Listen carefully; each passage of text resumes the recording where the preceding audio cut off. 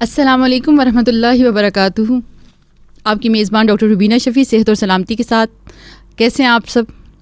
امید ہے انشاءاللہ کہ سب اللہ تعالیٰ صحت اور سلامتی سے ہوں، اور جو نہیں ہیں اللہ ان کو بھی صحت اور سلامتی عطا کرے.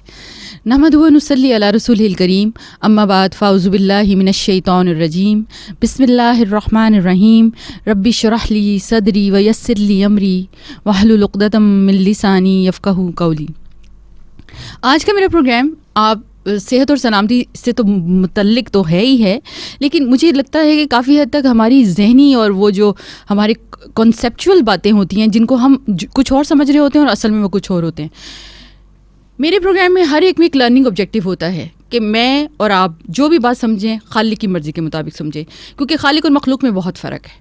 خالق وہ ہے جو ہمارے آئی کیو لیول کو، ہمارے جو مینٹل لیول کو، ہمارے کیلیبر کو سب کچھ جانتا ہے. اس کی سوچ، اس کی عقل لامحدود اور ہم بہت محدود. تو ظاہر ہے اگر ہم اس لامحدود ہستی کو سامنے رکھتے ہوئے اس کی بات کے مطابق اپنے آپ کو اگر انڈرسٹینڈ کر لیں تو یہ کانسیپٹ جو ہے ہمارے لیے بہت آسانی کا باعث بن جائے گا. معاشرے میں اگر آپ دیکھیے تو صحت اور سلامتی سے متعلق ہم جن چیزوں کو صحت اور سلامتی کہتے ہیں وہ اللہ کی نظر میں کیا ہے، اس کانسیپٹ کو بہت امپورٹنٹ ہے سمجھنا. دیکھیں دنیا میں اس وقت میں اور آپ ہم میں سے ہر کوئی ایک نہ ایک چیز ہے جس کے پیچھے بھاگ رہا ہے. اب وہ بھاگنا جو ہے وہ اللہ نے منع نہیں فرمایا، لیکن وہ بھاگنا کس چیز کے پیچھے یہ بہت ضروری ہے، کیونکہ صحت اور سلامتی کا اپوزٹ اگر دیکھا جائے تو وہ کیا ہے. آپ بہت عقل مند آڈینس ہے میرے اور بہت اچھی طرح سمجھتے ہیں، وہ ہلاکت ہے، موت ہے. اور اللہ کیا کہتا ہے؟ بڑی ڈفرینٹ بات ہے. ہم جس کو صحت اور سلامتی سے ریلیٹ کرتے ہیں اللہ اس کو کسی اور چیز کے ساتھ تو نہیں ریلیٹ کر رہا. قرآن پاک میں اللہ تعالیٰ فرماتے ہیں الہاکم التکاثر، ہلاکت میں ڈال دیا تم کو کثرت کی ہوس نے، حتیٰ زرتم المقابر، حتیٰ کہ تم نے قبروں کو دیکھ لیا، قبروں تک پہنچ گئے. ہرگز نہیں، ان قریب تم جان لو گے. پھر ہرگز نہیں، ان قریب تم جان لو گے. ہرگز نہیں، تم جان لو گے علم الیقین سے. پھر تم ضرور دیکھو گے جہنم کو، پھر تم اس کو عین الیقین سے دیکھو گے. پھر تم ضرور پوچھے جاؤ گے نعمتوں کے بارے میں. یعنی اس دنیا میں اگر ہم کثرت کی ہوس میں لگے ہوئے ہیں، یہ کثرت کی ہوس سے مراد کیا ہے؟ ایک بات عربک میں الحاق کس کو کہتے ہیں؟ ہر وہ چیز جو انسان کو اہم چیز سے غیر اہم کی طرف لے آئے. یعنی بہت امپورٹنٹ کام کو چھوڑ کر ہم کوئی غیر اہم کام کرنا شروع کر دیں تو اس کو بھی ہلاکت کہا جاتا ہے. اب اس بات کو، اس پوائنٹ کو ذہن میں رکھتے ہوئے اس پورے پروگرام کو ہم نے سم اپ کرنا ہے کہ صبح سے شام تک اگر ہم صرف رزق کے پیچھے بھاگ رہے ہیں، صبح سے شام تک اگر ہم اسٹیٹس کو زیادہ سے زیادہ بڑھانے کے پیچھے لگے ہوئے ہیں، صبح سے شام تک اگر ہم گاڑیاں بڑی بڑی خریدنے اور بڑے بڑے گھر بنانے کے مقابلہ بازی میں لگے ہوئے ہیں تو اللہ تعالیٰ اس کو ہلاکت فرما رہے ہیں. اب یہ ہلاکت اگر ہماری زندگی میں آ جاتی ہے اور ہمارا گول ہلاکت کو اچیو کرنا ہے تو آپ یاد رکھیے کہ دنیا میں کبھی بھی صحت اور سلامتی نصیب نہیں ہو سکتی، کیونکہ جس کا الٹیمیٹ گول کینسر ہوگا اس کو دنیا میں وہ لائف سٹائل اپنا کے بیٹھا ہوگا جس کے ذریعے سے اس بیماری تک پہنچے گا. تو صحت اور سلامتی اگر ہم چاہتے ہیں کہ اس دنیا میں حاصل کریں تو ہمیں اپنی آخرت کی صحت اور سلامتی کے لحاظ سے گول بنانا ہوگا. ہمیں وہاں پر جہنم کو گول نہیں بنانا ہوگا بلکہ جنت کو گول بنانا ہوگا. کیونکہ آپ دیکھیے جو لوگ عقل مند ہوتے ہیں نا، جو اپنے زندگی کو کامیابی سے گزارنا چاہتے ہیں، وہ آپ دیکھیں گے کہ فٹ رہتے ہیں، وہ اپنے جسم کو ٹائم دیتے ہیں، وہ ایکسرسائز کرتے ہیں، وہ کھانے پینے میں کانشیس ہوتے ہیں، اور یہ ان کی عقل مندی کی ایک نشانی ہوتی ہے. یہ اور بات ہے کہ ہم ان لوگوں میں شامل نہیں ہیں، لیکن یہ بات یاد رکھیے کہ جو بندہ واقعی فٹ رہنا چاہتا ہے اور صحت مند رہنا چاہتا ہے اس کا لائف سٹائل یہ نہیں ہوگا کہ جہاں جو فرائیڈ ملا وہ کھاتا جا رہا ہے. اس کا لائف سٹائل یہ نہیں ہوگا کہ وہ سارا وقت سونے میں اور سستی میں گزار رہا ہے. اس کے لائف سٹائل میں یہ ہرگز نہیں ہوگا کہ وہ ہر وقت اپنی باڈی کو مسلسل پریشرائز کر رہا ہے اور اس پہ ظلم کر رہا ہے، بلکہ وہ کیا کرتا ہے کہ وہ صبح جلدی اٹھتا ہے، نماز پڑھتا ہے، واک کرتا ہے، ایکسرسائز کرتا ہے، کھانے میں اپنی ڈائٹ میں پھلوں کا خیال کرتا ہے، پھلوں کے ساتھ ساتھ وہ اس کے اندر جو ہے وہ صحت مند نیوٹریشس ڈائٹ لیتا ہے، اور پھر اسی طرح سے ایکٹیو اور انرجیٹک زندگی گزارتا ہے. الٹیمیٹلی ایسے انسان کو اگر بیماری ہوئی بھی تو دیر سے ہوگی، اگر ہوئی بھی تو کوالٹی آف لائف جو ہوگی وہ بہتر ہوگی. اب اسی طرح سے ایک شخص جس کی اورینٹیشن یہ ہے کہ میرے رب کی مرضی کے مطابق مجھے صحت اور سلامتی مل جائے اور وہ اللہ کی ہلاکت میں نہیں پڑنا چاہتا، تو وہ اس مقابلے کی ہوس اور مقابلے کی زندگی میں کیسے پڑے گا. اب ذرا غور کرتے ہیں ایک ایک بات کو. اگر ہمارا مقابلہ دنیا میں صرف انہی چیزوں کے اوپر ہو رہا ہے تو ایک بات یاد رکھیں کہ جو لوگ بھی اس طرح کے مقابلوں میں حصہ لیتے ہیں کہ اس کی گاڑی سے بڑی گاڑی میری ہونی چاہیے، اس نے پچھلے سال کا ماڈل لیا ہے تو مجھے اگلے سال کا ماڈل لینا ہے، یا اس کا بچہ فلاں انگلش اسکول میں پڑھ رہا ہے اور میرا بچہ اس سے بڑے انگلش اسکول میں پڑھے، تو ایسے لوگوں کے اندر ایک بہت ہی نیگیٹو چیز پیدا ہوتی ہے جس کو ہم حسد کہتے ہیں. حسد کیا ہوتا ہے؟ حسد کیا چیز ہوتی ہے؟ حسد انسان کے اندر جو چیز نیگیٹیوٹی لاتی ہے وہ یہ ہوتی ہے کہ یہ نعمت اس کو کیوں ملی ہے، یہ تو میرے پاس ہونی چاہیے، یا میں اس سے بڑھ کر میرے پاس آ جانی چاہیے. اب وہ چاہتا ہے کہ اس کے پاس یہ نعمت ہی نہ رہے، یا پھر وہ اس سے بڑھ کر حاصل کر لے. تو حسد کے بارے میں آپ دیکھیے کہ نبی صلی اللہ علیہ وسلم نے کیا فرمایا کہ حاسد کی آگ محسود تک پہنچنے سے پہلے، یعنی کہ جس سے وہ حسد کر رہا ہے وہ اس کی نیکیوں کو ایسے جلا دیتی ہے جیسے آگ سوکھی لکڑیوں کو. اسپرچولی تو پوری طرح سے ہلاکت. اب ذرا اس کو میڈیکلی لے لیتے ہیں. جو لوگ حسد کرتے ہیں وہ کبھی خوش نہیں رہ سکتے، اور جو لوگ خوش نہیں رہتے وہ کبھی صحت مند نہیں رہ سکتے. صحت اور خوشی کا ایک دوسرے کے ساتھ بہت گہرا تعلق ہے. جو لوگ آپ کو صحت مند نظر آتے ہیں وہ آپ کو ہنستے ہوئے بھی نظر آتے ہیں، مسکراتے ہوئے بھی نظر آتے ہیں، ان کی دنیا کی زندگی کی پریشانیاں کم ہوتی ہیں، وہ بے خوابیوں میں مبتلا نہیں ہوں گے. لیکن جو لوگ اگر ان مقابلہ بازیوں میں اور اس طرح کے جذبات میں مبتلا ہو جاتے ہیں تو ایسے لوگوں کے دلوں کے اوپر پریشر بڑھنا شروع ہو جاتا ہے. ایسے لوگوں کے اندر نیگیٹو ہارمونز ریلیز ہونا شروع ہو جاتے ہیں جن کو ہم سیروٹونینز کہتے ہیں، اور ان نیگیٹو ہارمونز کو کوئی چیز کنٹرول نہیں کر سکتی جذبات کے علاوہ باذن اللہ. اب یہ چیز جب ایک حاسد شخص جو دوسروں سے مقابلہ بازی کرتا جا رہا ہے اور اپنی زندگی کو لگاتار دوڑ اور وہ بھی اس مقابلے کی دوڑ میں جس میں کہ اس سے بڑھ کر میرے پاس نعمتیں ہوں، تو یہ چیز جو ہے انسان کو ایک لگاتار صحت کی بیماریوں کے سیکوینس میں مبتلا کر دیتی ہے. اور یہ کیا ہوتا ہے، ہمیں جب بیمار کرتا ہے تو جسمانی طور پر تو ہم روحانی طور پر تو پہلے ہی بیمار تھے، اور ظاہر ہے یہ جو کہتے ہیں نا کہ جسم اور روح ساتھ ساتھ ہے، تو روح کی بیماری نے جسم پر آنا ہی ہوتا ہے، اور پھر آٹومیٹیکلی وہ بیماری ہمارے جسم پر بھی نظر آنا شروع ہو جاتی ہے. ہم ڈپریس نظر آتے ہیں، ہمیں خوشی محسوس نہیں ہوتی ہے، ہمارا زیادہ وقت غمناک حالتوں میں گزرتا ہے، سستیوں میں گزرتا ہے. تو یہ چیز انسان کو میڈیکلی انفٹ کر دیتی ہے. پھر آپ یہ دیکھیے کہ ایک اور چیز جب ہم مقابلہ بازی میں پڑھتے ہیں تو وہ کیا ہوتی ہے کہ ہم ناشکرے پن میں مبتلا ہو جاتے ہیں. یہ بہت اہم بات ہے. دیکھیے قرآن پاک میں اللہ تعالیٰ جگہ جگہ یہی فرماتا ہے کہ اگر تم شکر کرو گے تو میں تمہاری نعمتوں میں اضافہ کر دوں گا. اور یہ پھر نعمتوں میں اضافے کے لیے اللہ تعالیٰ نے کہیں شرط نہیں لگائی کہ تم بہت بھاگ کر کوشش کرو، صبح بھی تم نوکری پہ جاؤ، شام کو بھی تم نوکریاں کرتے پھرو پیسوں کے پیچھے، اور تمہاری فیملی لائف کوئی نہ ہو، اور کبھی تم کسی ایک چیز کے پیچھے بھاگو، کبھی دوسری چیز کے بھاگو. یہ تو ہوتا ہی نہیں ہے، بلکہ سکون کے ساتھ اللہ تعالیٰ ان نعمتوں کو بڑھا دیتا ہے. یہ یاد رکھیں کہ جب اللہ تعالیٰ شکر کرنے کی وجہ سے نعمتوں میں اضافہ کرے گا تو انسان کی زندگی میں ایک سکون نام کی چیز ضرور ہوگی. اور جب انسان اپنی ایفرٹس کے اوپر کوشش کرتا ہے کمانے کی تو وہ بے چینیوں میں مبتلا ہو کر وہ چیزیں حاصل کرتا ہے. تو یہ ایک بہت بڑا فرق ہے شکر گزار بندے کا اور ناشکرے بندے کا. اب جب ناشکر کرتے ہیں، ہم ناشکرا پن کرتے ہیں، کیونکہ جب ہم مقابلہ کرتے ہیں، ہاں دیکھو اس کے پاس تو یہ ہے، اور میں تو ڈاکٹر بھی ہوں، اور میرے پاس تو گاڑی دیکھو تو ابھی تک صرف سزوکی ہے. تو یہ جو کمپیریزن ہے، یہ جو بے چینی ہے، یہ لگاتار انسان کو ڈپریشن میں مبتلا کرتی رہتی ہے. اور ڈپریشن کے بارے میں، ڈپریسڈ بندہ کیا ہوتا ہے؟ اوپر سے وہ بالکل مرا ہوا ہوتا ہے. میں آپ کو ریالٹی بتا رہی ہوں، ڈپریسڈ بندے کو دیکھ کر ہی پتہ چل جاتا ہے یہ ڈپریسڈ ہے. آپ دیکھیں جب ہمارے پاس ایڈکٹ آتے ہیں نا، کوئی ہیروئن وغیرہ یا نشہ کرتا ہو، تو مجھے اس کی شکل دیکھ کے پتہ چل جاتا ہے کہ یہ نشہ کرنے والا بندہ ہے. اسی طرح سے آپ دیکھیں دل کا مریض کوئی آتا ہو تو دل کے مریض کے چہرے پر ایک خاص قسم کی کمزوری اور نکاہت ہوگی، وہ فوراً نظر آ جاتی ہے. ایگزیکٹلی یہ بات یاد رکھیں کہ جو لوگ اس طرح ناشکرے پن میں مبتلا ہوتے ہیں ان کی زندگی میں وہ ہر طرف ان کی چیزیں جو ہے ناشکرے پن کی وجہ سے نظر آ رہی ہوتی ہیں. ناشکرے بندے کی ایک بڑی مصیبت کی بات یہ بھی ہوتی ہے کہ چونکہ اس کو کسی بھی نعمت پر شکر نہیں آ رہا ہوتا، تو جو کچھ بھی اس کے پاس ہوتا ہے وہ بھی الٹا اس کے لیے غم کا باعث بن جاتا ہے، کیونکہ اس کو کمپیئر کر رہا ہوتا ہے دوسروں کے ساتھ. اب ناشکرے پن سے جو چیز سب سے زیادہ پیدا ہوتی ہے وہ انفیریورٹی کمپلیکس ہے اور سپیریورٹی کمپلیکس ہے. اور یہ ذہنی بیماریاں جب انسان کو لگتی ہیں اور اس طرح کی بیماریوں میں جب انسان مبتلا ہو جاتا ہے تو پھر نہ خدا ہی ملا نہ وصال صنم. یقین مانے اتنا غم ہوتا ہے. اسٹوڈنٹس ہمارے، یہ ہماری یوتھ، آپ دیکھیں ایک جی پی لے رہا ہے 4 اور دوسرا جی پی لے رہا ہے 3.5، چلیں 3.5 نہیں تو 3 لے رہا ہے. اب وہ ایک مقابلے کی، مطلب نمبروں کا مقابلہ. ایک بات میں ہمیشہ اپنے بچوں سے بھی کہتی ہوں کہ، اور وہ یہ میرے ہسبینڈ بھی یہی ان کو کہتے ہیں کہ جو تم پڑھو اچھے بیہیویئر کے ساتھ پڑھو. مارکس حاصل کرنا ٹھیک ہے تمہارا ایک گول ہے، لیکن اصل چیز تمہارا بیہیویئر ہے. اور یقین مانے اللہ ہماری بات کی اتنی لاج رکھتا ہے کہ جب ہمارے بچے پازیٹیو ہوتے ہیں تو وہ فرسٹ بھی آتے ہیں، اور یہ میں ایک دفعہ کی بات نہیں بتا رہی, میں نے جب کبھی اپنے بچوں کے اندر یہ چیز دیکھی ہے کہ وہ تھوڑا سا اوپر سے نیچے جاتے ہیں تو میں کہتی ہوں بیٹا مارکس کی طرف نہیں بھاگنا, بیہیویئر کی طرف. اور الحمدللہ اتنا فرق پڑ جاتا ہے, پھر وہ خود اس چیز سے کنونس ہوتے ہیں کہ یہ جو ماں بار بار یہ باتیں کرتی ہے یہ غلط نہیں ہے, واقعی پڑھائی پچھلی دفعہ اس سے زیادہ کی تھی لیکن نمبر اس بار پہلے سے زیادہ ہے. تو بیہیویئر میں آپ کو بتاؤں اصل چیز وہ بیہیویئر ہوتا ہے, شکر گزاریت ہوتی ہے, جو اللہ نے دیا ہے اس کو اچھائی کے ساتھ استعمال کرنا آئے تو یہ بڑی بات ہے. اور ایک آپ یاد رکھیں, آپ بہت پڑھے لکھے نہیں ہیں, آپ ایک اچھے اخلاق کے انسان ہیں اور آپ صرف ٹیکنیشین ہی ہیں نا, یقین مانیں آپ ایک کامیاب انسان ہیں. اور ایک بہت ہی پڑھا لکھا ڈاکٹر ہے لیکن بات کرنے کی تمیز نہیں ہے اس کو, دوسروں کا دل رکھنا نہیں آتا.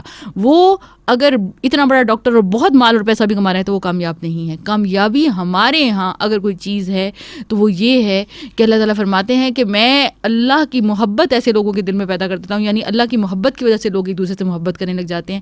ان کے سارے انٹریکشنز ایک دوسرے کے ساتھ پازیٹیوٹی کے ساتھ ہوتے ہیں. ان کے ارد گرد جو لوگ ہوتے ہیں وہ خود بھی شکر گزار ہوتے ہیں, وہ ان کو بھی شکر گزار کرتے ہیں. پھر آپ یہ دیکھیے جو کمپلیکسز آ جاتے ہیں انسان کے اندر, سپیریورٹی اور انفیریورٹی, اب یہ دونوں کمپلیکسز انسان کو کیا کرتے ہیں, پروڈکٹیو نہیں رہنے دیتے. آپ دیکھیں میں ایک چیز پہ بلکہ پورے ویسٹ کو بھی غور کر لیں, اور اگر آپ واقعی آئیڈیالوجی سے اور اسلام سے محبت کرتے ہیں تو ہمارے دین میں کیا ہے, خیر الناس من ینفع الناس, بہترین انسان وہ ہے جو دوسروں کا فائدہ کرتا ہے. یہ بات اللہ نے کہی نہیں ہے کہ تم اپنے لیے فائدہ مند ہو جاؤ, اپنے لیے تو فائدہ مند ہونا ہی ہونا ہے. کون بیوقوف ہے جو یہ کہے کہ میں خود تو جہنم میں جاؤں گا لیکن تمہیں جنت میں لے جاؤں گا؟ یہ نہیں ہے, پہلے خود بھی جنت میں جانے والے کام کرو پھر دوسروں کو بھی جنت میں لے کر جاؤ. اب یہ وہ ریالٹی ہے جس کو اگر ہم سمجھ جائیں تو ہمارے اندر سے نیگیٹیوٹی بالش ہونا شروع ہو جاتی ہے, ہم پروڈکٹیو رہتے ہیں, کیونکہ پروڈکٹیوٹی ہمارے دین کی شرط ہے. اگر ہم چاہتے ہیں نا جنت کمائیں تو میں نے نماز پڑھنی ہے, میں نے دوسروں کو بھی نماز کا کہنا ہے. اگر میں اچھا کام کر رہی ہوں جس کے ذریعے مجھے فائدہ ہو رہا ہے مجھے دوسروں کے ساتھ بھی شیئر کرنا ہے. تو شیئرنگ تو ہمارا اسلام کا مزاج ہے, مزاج شریعت ہی یہی ہے کہ جو تمہارے پاس اپنی ضرورت سے زیادہ ہے اس کو بانٹ دو. حدود شریعت کیا ہے کہ 2.5% زکوٰۃ دے کے بھی جان چھوٹ جائے گی, ہو سکتا ہے چھوٹ جائے, لیکن مزاج شریعت کیا ہے کہ جو زیادہ ہے وہ دے دو. اب یہ دونوں چیزیں جو ہیں جب آپ اپنے اندر یہ بیلنس لے کر آتے ہیں تو انسان کے اندر ساری انفیریورٹی کمپلیکس ختم ہو جاتے ہیں, سارے سپیریورٹی کمپلیکسز ختم ہو جاتے ہیں. اور اس کے ختم ہونے سے سب سے زیادہ فائدہ کس کو ہوتا ہے, میرے دل اور دماغ کو. میرے اندر وہ جو سمپیتھیٹک اسٹیمولیشنز تھیں جو ہمارے دل کی دھڑکنوں کو تیز کر رہی تھیں, جو ہمارے اندر سارے مسلس کو جو تھی مائلجیاز میں کنورٹ کر رہی تھی, وہ ساری تکلیفیں ختم ہو کر پازیٹیو کی طرف آ جائیں گی اور انسان کی جسمانی صحت بھی جو ہے وہ بہتر سے بہتر ہونا شروع ہو جائے گی. اب آپ کہیں گے کہ ساری باتیں تو یہ ہوتی جا رہی ہیں کہ یہ اور یہ ہم کرتے ہیں, لیکن میں کچھ بات سلوشنز پہ بھی کروں گی. آپ دیکھیں کہ سلوشنز کی طرف اگر ہم غور کریں اور ہم واقعی اس مصیبت سے بچنا چاہتے ہیں جو آج معاشرے میں ہم سب کی لیے وبال جان بنی ہوئی ہے کہ ہم ایک دوسرے سے مقابلہ کرتے جا رہے ہیں, حالانکہ یہ مقابلے چیزوں اور رزق کے نہیں تھے, یہ مقابلے تو کسی اور چیز کے تھے. اسلام میں اگر ان چیزوں کے بارے میں مقابلہ بازی دل میں پیدا ہوتی ہے تو اللہ تعالیٰ نے اس کا بہترین حل بتایا ہے اور میرے نبی صلی اللہ علیہ وسلم نے اس کو کر کے دکھایا ہے. نبی صلی اللہ علیہ وسلم نے فرمایا کہ جب تم دنیا کی نعمتوں کے بارے میں دیکھو تو اپنے سے نیچے والے کو دیکھو. آپ دیکھیں مسئلہ ختم ہوتا ہے یہاں پر, ختم. ایک واقعہ میں آپ کے ساتھ شیئر کرتی ہوں کہ شیخ سعدی ایک دفعہ حج پہ آ رہے تھے تو راستے میں جب سفر پہ تھے تو چلتے چلتے جوتے ٹوٹ گئے. کہنے لگے کہ جب میرا جوتا ٹوٹ گیا تو میں نے اللہ سے کہا اللہ میرے پاس تو جوتا بھی نہیں ہے, اب میں کیا کروں. جب یعنی کہ ایک عجیب سی بے چینی میرے اندر پیدا ہوئی. کہتے کچھ قدم چلا تو دیکھتا کیا ہوں کہ ایک شخص ہے اس کے پاؤں نہیں ہے. تو میں سوچتا ہوں کہ اللہ تیرا کتنا شکر ہے کہ تو نے مجھے جوتے نہیں دیے لیکن مجھے پاؤں تو دیے ہیں جن میں میں جوتے پہن سکتا ہوں. اسی طرح ایک ہمارے بہت اچھے ہیں, ایک ہماری فیملی ہے اور اس کے وہ ممبر ہیں اور بہت ہی ماشاءاللہ کام کر رہے ہیں اللہ کا. انہوں نے ایک بڑی مزے کی بات شیئر کی, میں آپ سے ضرور شیئر کروں گی. کہنے لگے کہ ہمارے ایک دوست تھے تو انہوں نے ہمیں انوائٹ کیا تو میں اپنی بیوی کو لے کر ان کے گھر گیا. کہتے جب ہم ان کے گھر گئے تو ان کا گھر بہت بڑا تھا, سوئمنگ پول تھا اور پتہ نہیں کیا اور کیا کیا. جب ہم واپس آئے تو میری بیگم صاحبہ مجھ سے کہنے لگیں کہ دیکھیں اللہ تعالیٰ نے ان کو کتنا نوازا ہے, فلاں چیز ان کے پاس ہے, فلاں ان کا, ہمارے پاس تھوڑا یہ دیکھیں اس طرح سے نہیں اور یہ نہیں. یعنی کہ وہ ناشکرے پن کی طرف آ رہی تھی. اب کہتے مجھے بڑا دکھ ہو رہا تھا. خیر دکھ تو ہو رہا تھا لیکن میری بیوی کو ڈانٹا بالکل نہیں. کہنے لگے عقل مند تھے, بڑے عقل مند ہیں بلکہ, کہنے لگے کہ کچھ دن گزرے, ہفتہ ہم ویکینڈز وغیرہ پہ ضرور اپنے دوستوں سے ملنے جاتے ہیں اور اپنے بچوں کو بھی لے کر جاتے ہیں اور سارے بچوں کو لے کر جاتے ہیں تاکہ سوشلی بھی ہمارے بچے بھی اسی طرح سے انٹریکٹیو رہیں. تو کہنے لگے کہ جب میں نے کہا چلو بیگم تیار ہو جاؤ. تو کہنے لگی جی آج کہاں چلنا ہے. میں نے کہا چلو میرے ایک دوست ہیں تم سے ملاتا ہوں, ادھر بھی چلتے ہیں. تو بڑی خوش ہو گئی, جا کے تیار ہوئی, بچوں کو تیار کیا, ہم سب بیٹھے گاڑی میں, ہم چلے گئے. کہتے وہ ہمارے دوست ذرا بڑے درویش ٹائپ تھے, مطلب ان کا کچھ لائف اسٹائل ڈفرینٹ تھا. جب ان کے گھر گئے تو ان کا ایک کمرہ ہے, اس کمرے میں ایک سائڈ پہ ایک ٹرنک پڑا ہوا ہے, ایک سائڈ پہ کچن کے کچھ ایک چولہا اور کچھ برتن پڑے ہوئے ہیں, اور ایک سائڈ پہ ایک منجی پڑی ہوئی ہے. وہ بالکل ایسے ہی بولتے ہیں کہ منجی پڑی ہوئی ہے. کہتے جب ہم ان کے گھر گئے اور بیگم صاحبہ ان کی پردہ بھی کرتی تھی. اب کیا ہوا کہ ڈیفینیٹلی پردہ تو کرنا تھا, منجی باہر آ گئی, یعنی صحن میں, جس کو چارپائی کہتے ہیں اگر آپ لوگوں میں سے کچھ کو نہ سمجھ آ رہی ہو تو. چارپائی باہر آ گئی, درخت کے نیچے, درخت بھی تھا اس کے نیچے, انہوں نے چارپائی بچھا دی, آرام سے ہم بیٹھ گئے. کہتے ادھر بیگم صاحبہ اندر تھیں اور بچے بھی کچھ اندر کچھ باہر, لیکن بچے زیادہ باہر کھیلنا شروع ہو گئے. تو ہم تو بہت ریلیکس کہ آج مطلب ہمارا ویژن چونکہ کلیئر تھا, تو ہم بڑے آرام سے اس چارپائی پہ بیٹھ کے انجوائے کرنے لگے. ہوا چل رہی تھی, بچے کھیل رہے تھے. عام طور پہ ہم جب دوستوں کے گھر جاتے ہیں تو زیادہ دیر نہیں بیٹھتے, ظاہر ہے ٹائم مینجمنٹ کرنی پڑتی ہے, تھوڑا سا ٹائم رکھنا پڑتا ہے, فیملی ٹائم بھی ہوتا ہے اور ساتھ دوسرے کام بھی کرنے ہوتے ہیں. تو جب آدھا گھنٹہ گزر گیا تو عام طور پہ میں بچے کو بھیجتا ہوتا ہوں کہ ماما کو آ جائیں. تو کہنے لگے کہ آدھے گھنٹے کے بعد بچہ اندر سے نکلا کہ ماما کہہ رہی ہیں بابا چلنا نہیں ہے. تو میں نے کہا نہیں ابھی نہیں, تھوڑی دیر کے بعد چلتے ہیں. کہتے ہیں ہم خوب اور ریلیکس کرنے لگے, ہوا کا انجوائے کرے, بچے کھیل رہے, خوب مزہ آ رہا.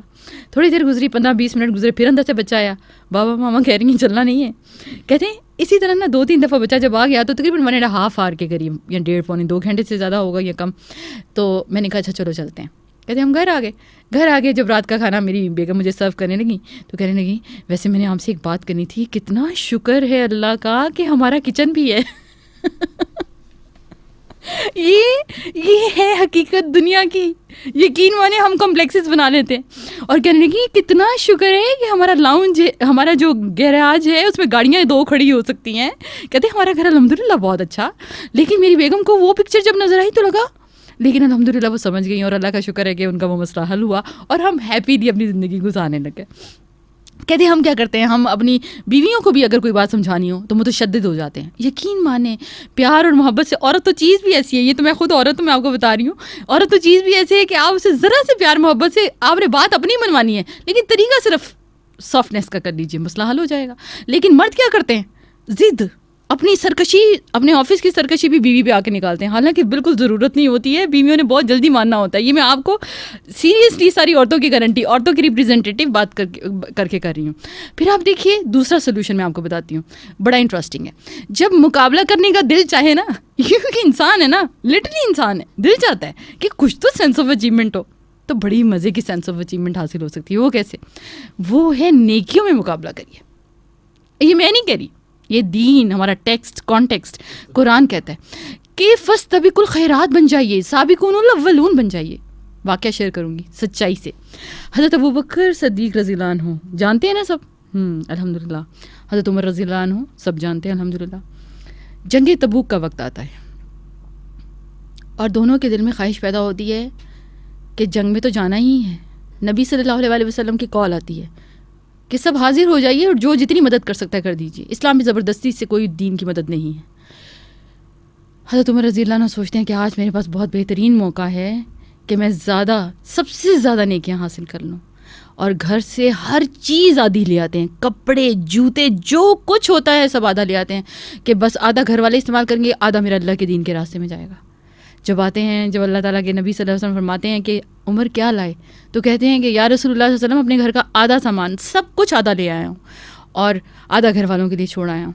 اس کے بعد جب حضرت ابوبکر صدیق کی باری آتی ہے اور ان سے کہا جاتا ہے کہ کیا لائے ہو, تو ابوبکر صدیق کیا فرماتے ہیں کہ گھر کا سارا سامان, سب کچھ لے آیا ہوں, صرف اللہ اور رسول کو اپنے گھر والوں کے لیے چھوڑا ہے.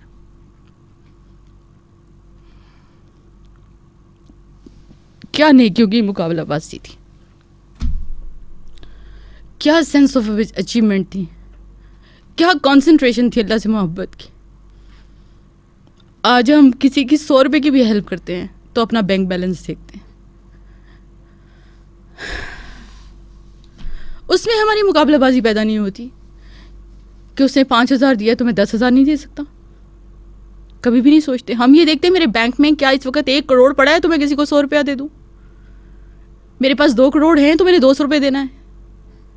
آپ پرسنٹیج دیکھیے, صحابہ کی محبت اور نیکیوں کی اچیومنٹ. آج ابوبکر صدیق اور عمر رضی اللہ عنہ کا نام باقی ہے یا میرے اور آپ جیسوں کا نام باقی ہے؟ یہ وہ فرق ہے, یہ وہ کمپیریزن ہے, سینس آف اچیومنٹ ہے. جنگ کے لیے جاتے ہیں, اپنا سب کچھ چھوڑ کر وار کر اللہ کے لیے چلے جاتے ہیں, اور پھر فکر بھی نہیں ہے پیچھے, اور پھر وہ رب کیسے سنبھالتا ہے ان کے گھر والوں کو. یہ وہ فاستبقوا الخیرات، یہ وہ نیکیوں کی دوڑ. اللہ نہیں کہتا دنیا میں دنیا کے کام نہ کرو. آپ دیکھیں صحابہ نے کیا کھایا پیا نہیں؟ کیا صحابہ نے دنیا کی زندگی کو علم کے ساتھ نہیں گزاری؟ کیا صحابہ کی زندگی لیڈرشپ کی زندگی نہیں تھی؟ کیا وہ یہ نہیں کرتے تھے کہ لوگوں کے مسئلوں کو حل کریں، اور کیا ان کے اپنے مسئلے رہ جایا کرتے تھے؟ ابو بکر صدیق رضی اللہ عنہ، کیا مقام تھا ان کا.